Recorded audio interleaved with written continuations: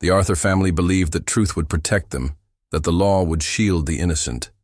But in a world stacked against them, justice was never blind. It was bought, bent, and broken. What began as a simple fight to defend their dignity spiraled into a battle where lies carried more weight than lives. By the time the verdict was read, it wasn't just their name that had been stolen, but their very place in history. This is the untold story of betrayal, survival, and a system that failed those who needed it most. The Arthur family's tragedy is more than history. It's a warning of how easily justice can be silenced. The Arthur family lived in the shadow of promise, close enough to glimpse opportunity, yet constantly reminded it was not meant for them. Their lives unfolded in a small southern town, a place where the weight of history clung to every street corner, where old traditions lived on not as nostalgia, but as invisible chains. To be black in that town was to move carefully, to live with a double awareness: who you were at home and who you were forced to be in public. The Arthurs were a proud family. John Arthur, the patriarch, had inherited little besides resilience and a fierce commitment to dignity. He worked long hours, in the fields and later in a factory, his hands hardened by labor that seemed designed to break men down. Yet he carried himself with quiet strength, refusing to bend under the daily humiliations of segregation and systemic prejudice. His wife, Margaret, balanced that resolve with warmth. She tended to their children, holding the home together with patience and faith, reminding them that survival was itself an act of resistance. Their children, Samuel, Ruth, and little David, grew up learning what it meant to be careful.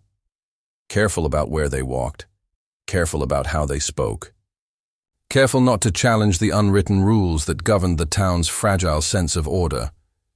And yet, within the walls of their modest wooden house, they felt a different kind of freedom. It was there that John told them stories of ancestors who had endured slavery, Reconstruction, and Jim Crow, stories of pain, but also of defiance. Margaret filled their evenings with song and scripture, weaving faith into the fabric of their days. The Arthurs weren't wealthy, but they were respected within their own community. Neighbors trusted John for his fairness, turned to Margaret for comfort, and admired the children's determination in school. For them, education was not simply about learning to read and write. It was a lifeline, a fragile promise that maybe, just maybe, the next generation would not have to fight the same battles. Samuel, the eldest, dreamed of becoming a teacher, someone who could guide others out of the shadows. Ruth carried a stubborn fire in her, often challenging her teachers and asking questions others dared not voice. And David, though still young, carried his father's calm determination. But beyond their neighborhood, respect was harder to come by.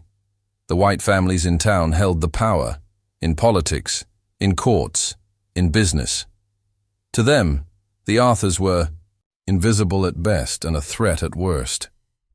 Their very dignity was perceived as defiance. The Arthurs knew this, felt it in the way shopkeepers watched them too closely, in the way opportunities seemed to vanish the moment they reached out for them. Still, they pushed forward, holding on to their belief that living honorably would one day bear fruit. The event that would change everything began innocently, as so many tragedies do. It started with a dispute over land, a stretch of fertile ground that had belonged to the Arthur family for years. The plot wasn't large, but it was theirs, passed down through John's father, cultivated with sweat and sacrifice. For the Arthurs, it was more than property. It was a symbol of survival, a foothold in a world that constantly tried to push them out. But land in that town carried weight. White neighbors, seeing its value, had long coveted it. When a wealthy landowner named Charles Whitfield set his sights on expanding his holdings, the Arthur's modest plot stood directly in his path. Whitfield was known for his influence, a man whose wealth insulated him from accountability, whose friendships reached into the courthouse and the sheriff's office. To him, the Arthur's land was not a family's lifeline, but an obstacle to be removed. At first, the pressure was subtle, offers to buy the land at insultingly low prices. friendly suggestions that it would be easier for the Arthurs to relocate. But John refused. He understood what the land meant, not just to him, but to his children, and to the generations before him who had bled for it. Selling would mean surrendering a piece of their dignity. And so he stood firm. That refusal marked the beginning of their trouble. The whispers began first. Rumors that the Arthurs were in debt, that their claim to the land was questionable. Clerks misplaced paperwork at the county office. Neighbors who once smiled at them grew quiet, unwilling to be associated with a family standing in Whitfield's way. Slowly, the walls began to close in. Margaret felt it in the market, when shopkeepers who once greeted her with polite indifference began refusing service outright. Samuel noticed it at school, where his teacher, once supportive, now dismissed his ambitions with cold detachment. Ruth overheard whispers on the street, people saying the Arthurs were troublemakers, that they didn't know their place. John bore the brunt of it. At work, hours were cut. Fellow workers avoided him, fearing retaliation from management. The pressure was relentless, but he refused to bow. Margaret begged him to consider moving, to think of the children's safety. But John's reply was always the same. If we give this up, what will they take next? The tension reached its breaking point one summer evening when an incident occurred. A fire broke out on the edge of Whitfield's property, spreading dangerously close to the Arthurs' land. Though there was no evidence, accusations were immediate. Fingers pointed to Samuel, the bright young man who had dared to dream too loudly. Whitfield claimed he saw Samuel near the property that night, though no one else corroborated it. The sheriff, a close friend of Whitfield's, wasted no time in arresting him. The Arthur family's nightmare had begun. Margaret wept as Samuel was dragged away, while John tried desperately to reason with men who had no intention of listening. Ruth screamed until her voice was hoarse, demanding justice that never came. The town whispered again, but this time louder, that the Arthurs had finally shown their true colors, that they had brought shame upon themselves. In truth, there was no evidence, no proof of Samuel's guilt. But in that courtroom, evidence mattered less than influence. The Arthur family walked into the trial believing that the truth would prevail, that justice, however slow, would not betray them. But the cards were already stacked, the jury already swayed, and as the trial began, it became painfully clear. This was not about justice at all. It was about power, about stripping the Arthurs of their dignity, about reminding the town of its invisible boundaries. The Arthur family, who had asked only to live honorably, now stood on the edge of ruin. The arrest of Samuel Arthur sent shockwaves through his family and community. For John and Margaret, it was as if the very air in their home had changed. The laughter of children, once filling the modest rooms, was replaced by whispers, hushed prayers, and the constant dread of what might come next. Samuel's absence was felt in every corner. His unfinished school books on the kitchen table, his neatly folded Sunday clothes hanging unused, his absence at the family's evening prayers. At first the Arthurs clung to hope. John believed that truth had a weight of its own, that no matter how the powerful tried to twist the story, justice would shine through. Samuel had never been near Whitfield's land that night, and surely, without evidence, the accusations would collapse under scrutiny. Margaret prayed fervently, her faith steady, whispering that God would not abandon the innocent. But the town's whispers told another story. Within days, rumors spread like wildfire. Samuel had been caught with matches. Samuel had confessed. Samuel was a troublemaker long before this. None of it was true, but the speed at which lies spread far outpaced the family's attempts to correct them. People who had once nodded politely at Margaret in the market now turned away, avoiding her gaze. Neighbors grew distant, fearful of being associated with a family branded as criminals. The trial was set with alarming swiftness, another sign of the machinery working against them. Whitfield's influence reached deep, into the sheriff's office, the courthouse, even the jury pool. Everyone in town knew that Whitfield's wealth and land gave him power beyond reproach. If he wanted Samuel guilty, the system would bend to make it so. John tried desperately to find a lawyer who would defend his son. Most turned him away outright, unwilling to cross Whitfield. The few who entertained his pleas quoted fees so impossibly high they may as well have been walls. In the end, the Arthurs were left with a court-appointed lawyer, a weary man with too many cases and too little conviction. He offered no reassurances, only sighs and half-hearted promises to do what he could. Margaret's worry grew heavier each day. She watched John's shoulders slump lower under the weight of a battle he couldn't control. She saw Ruth's fire dim as classmates mocked her, parroting their parents' accusations. Little David, too young to understand the complexities, only asked when his brother was coming home. Each question cut deeper than the last. When the trial began, the Arthurs entered the courthouse with heads held high, determined not to show fear. But the building itself seemed to sneer at them. The wooden benches filled quickly with townspeople, many eager to witness the downfall of a family who had dared to defy their place. Whitfield sat confidently in the front, flanked by allies, his expensive suit immaculate, his eyes cold with satisfaction. The prosecution's case was thin, built on rumor and Whitfield's testimony. He claimed he saw Samuel near the fire that night, though the details shifted each time he retold it. Another witness, a farmhand indebted to Whitfield, parroted his story, though under questioning, he stumbled over dates and times. Still, the courtroom nodded along as though the truth were self-evident. If Whitfield said it, it must be so. The defense, such as it was, offered little. The court-appointed lawyer barely challenged inconsistencies, rarely raised objections, and seemed reluctant to push too hard against Whitfield's influence.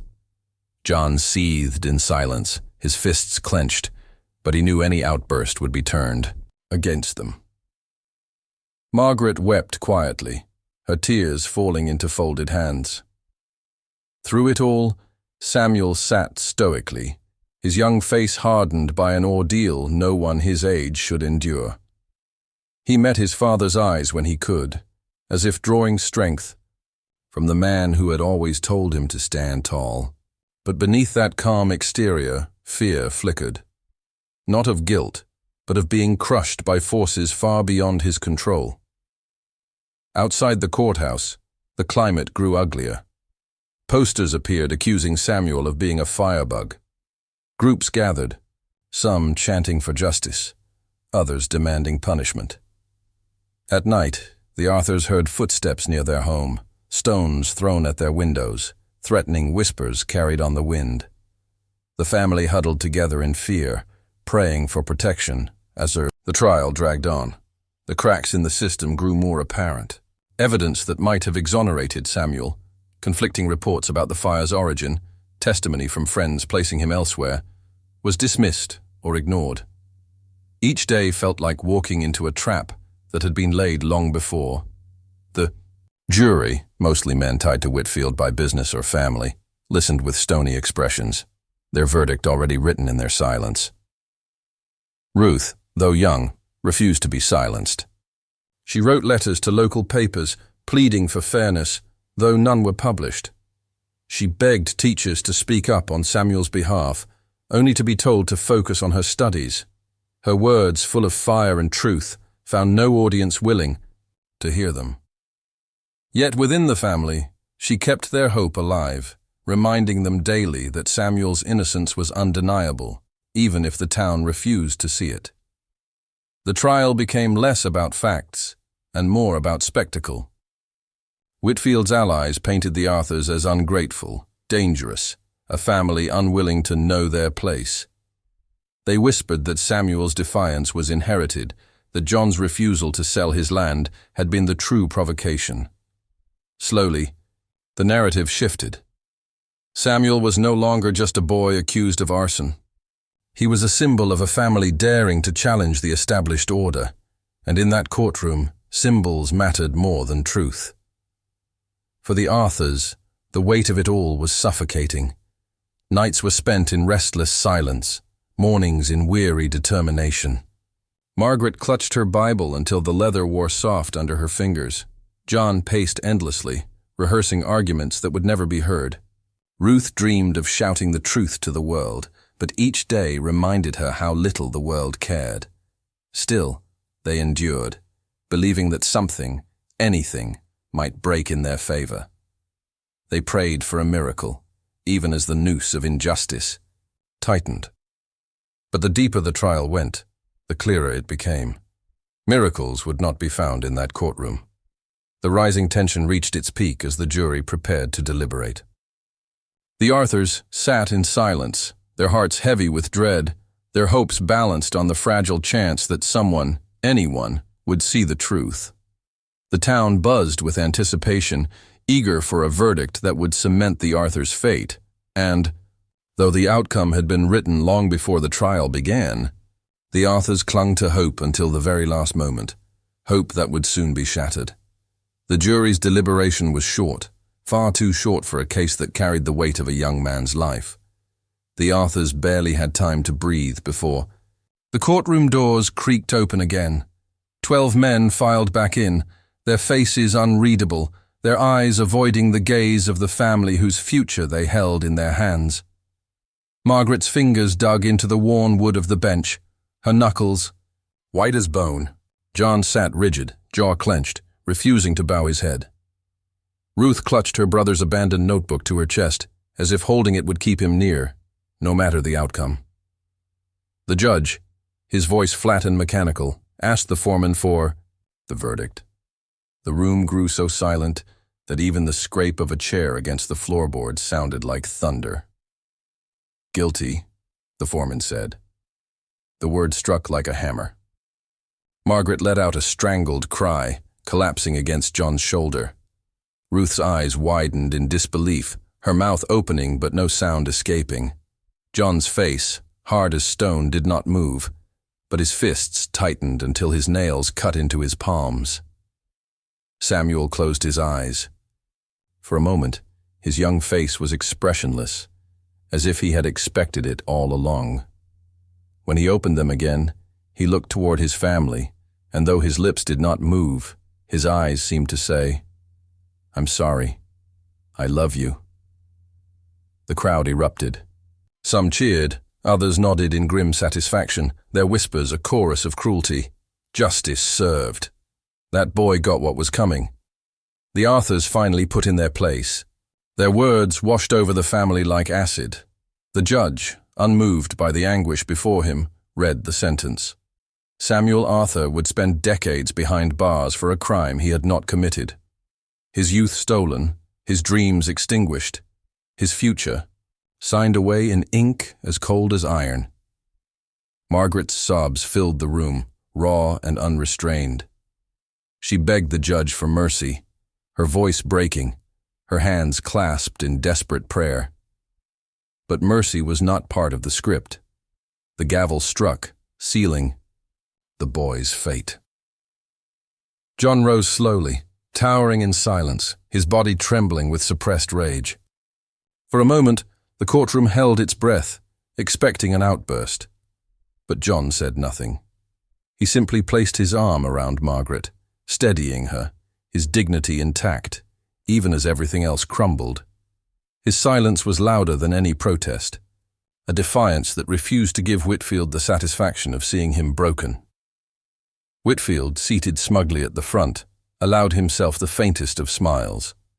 Victory gleamed in his eyes, not only because Samuel had been condemned, but because the Arthurs had been humiliated. Their resistance to his power had been crushed under the weight of a system that belonged to him. As the bailiffs moved to take Samuel away, Ruth bolted from her seat, shoving past the guards. She reached for her brother's hand, gripping it with all her strength. "You didn't do it!" Her voice cracked, though the words were drowned in the chaos of the crowd. Samuel squeezed back once, hard, before the guards tore them apart. Margaret collapsed to the floor, her cries echoing like a dirge. The sight of her son being dragged away shattered something inside her. A mother's faith that the world would protect her child had been destroyed in an instant. John, still silent, guided his family out of the courthouse, step by painful step. He held Margaret upright, kept Ruth close, shielded little David from the stares of those who had come to gawk at their suffering. Each step down those courthouse stairs felt heavier than the last, as if the earth itself were mourning with them. Outside, the crowd buzzed with ugly triumph. Strangers sneered, spat on the ground, and muttered curses, but John did not stop. He led his family home, every movement deliberate, a man carrying the unbearable weight of injustice with quiet dignity. That night, their home was silent, suffocating. Margaret sat in Samuel's room, clutching his pillow as if it were him. Ruth wrote furiously in his notebook, vowing to preserve the truth even if no one else cared to hear it. John sat at the table, staring at his calloused hands, replaying every moment of the trial, every word unsaid, every defense left unmade. He had promised his children that hard work, faith, and truth would always prevail. Now that promise lay in ruins. The town moved on quickly, satisfied that justice, or what passed for it, had been done. But for the Arthurs, life would never be the same. Samuel's absence was a wound that would never heal, a reminder carved into every waking moment. Yet even in their despair, a seed was planted, the realization that silence had allowed injustice to thrive. Ruth's determination to speak, to write, to resist, grew stronger. John's silence that day in court, though dignified, began to feel like a weight pressing on his chest. Margaret, broken though she was, whispered through tears that their story could not die with Samuel's imprisonment. The climax of their suffering had been reached, but so too had the birth of something else. The unyielding need to ensure the world would know what had been done to them. The system had failed. The Arthurs, but the story was far from over. The day after the verdict, the Arthur home was draped in silence, the kind that crushed the air from the room. Samuel's empty chair at the table stood like a monument to injustice. The morning light, usually welcomed with prayer and chatter, now felt like an intrusion. Margaret sat slumped, her hands wrapped around a cup of tea gone cold, her eyes swollen from sleepless tears. John moved mechanically, tending to chores with the hollow rhythm of a man whose faith had been battered. He sharpened tools, stacked wood, mended fences. Not because the tasks needed doing, but because motion was the only thing keeping despair from swallowing him whole. Ruth, however, could not sit still. Her brother's notebook never left her hands. By lamplight, she copied every detail she remembered from the trial. The smirk on Whitfield's face, the hurried words of the judge, the jury's refusal to meet Samuel's eyes. She wrote, not only to preserve the truth, but to fight against forgetting. If they bury his story, she whispered to herself, then they win twice. The town wasted no time returning to its routines. Farmers tilled their fields, merchants reopened their shops, church bells rang as though nothing had happened. To them, the Arthur trial was another chapter closed, but in the quiet corners of black churches and community gatherings, whispers spread. Mothers held their sons tighter. Fathers looked into the distance with eyes heavy from understanding too well what had happened. It was not the first time justice had failed one of their own, and deep down, they feared it would not be the last. But the Arthur's tragedy lit a new fire, a reminder of the system's cruelty and the need to stand against it. Weeks turned into months. Samuel's letters arrived sporadically, smudged with the dust of the prison. He wrote with restraint, shielding his family from the harshness of his reality. Yet between the lines, Ruth read the truth, the violence, the hunger, the loneliness.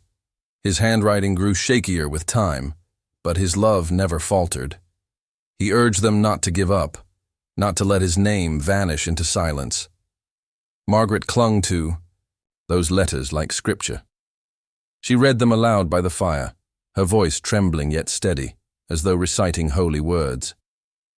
Each letter was a reminder that Samuel still lived, that hope, however fragile, was not yet extinguished.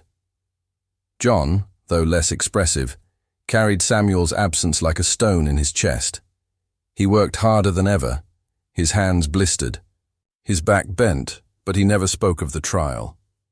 Some mistook his silence for defeat, but those who knew him best understood it was his way of enduring.